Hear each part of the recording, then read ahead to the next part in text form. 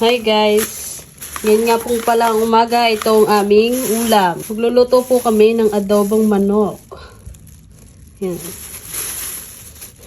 Ang magluluto po ay si Tito Arch. Ako hinahapo pa at kami umahon ng 3 bundok.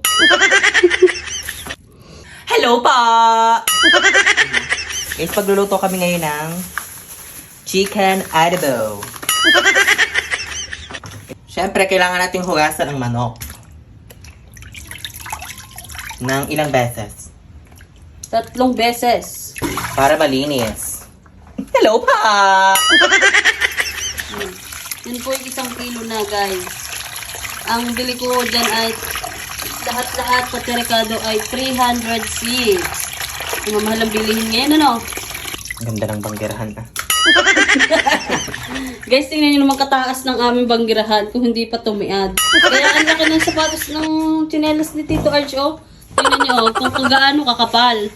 Makita nila kung gaano kalaki ang ating banggirahan. Kung gaano kataas. Malalaman tuloy na pandak ang mga tao dito. Guys, alam nyo guys, sa taas na are. Kami naman ay napakaliliit. Magaling gumawa, magpagawa. Akala mo ang tatangkad ng tao eh. Magaya na tayo ng sibuyas at saka bawang. Yan po guys. Tingnan po siya ng ano.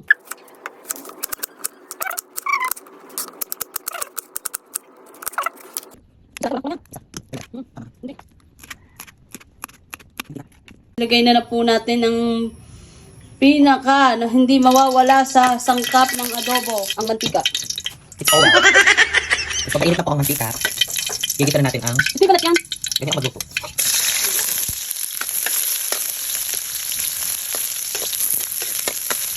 Ito na po natin ang sibuyas, bawang, and chili para masarap.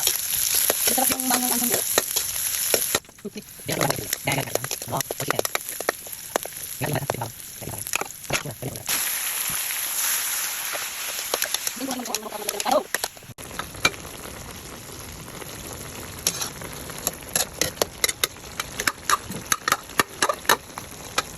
Ang thank you po din dito. Hindi tayo power cup. Ang okay. Bakit ba tatanda? Tagapi ko, sobrang popular. Hindi ako bakit katabi ko ito. Yan na guys, ang aming niluluto. Yan na guys, ang aming niluluto ni Tito Arch. Hindi mo siya mapakalit dahil hindi naman niligaw na si Jay. Salamat. Nabigawan pa po sila ni Ate Elma guys. Natin ang toy guys.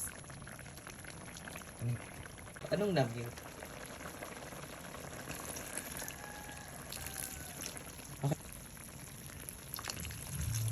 Okay. Nilagyan na po namin ng suka guys. Hindi po magkaintindihan si Tito Arch. At banas na banas banas na banas. Alam nang banas nga ay naka-jacket. Siyempre, ganun talaga ang mga Pilipino. Guys, ayun na po. Nilagyan na po natin siya ng Yung asukal. isa, parang. Ang pangpa-sweet. Kahit di naman sweet. Isang sa kutsara. Okay. Yan. Naglalagay din pa kayo ng asukal sa adobo. Comment sa comment section guys. Ay, Ate Louis Jane! Isa lang yun. Oh, isa lang. Sobrang tamis na yun pala.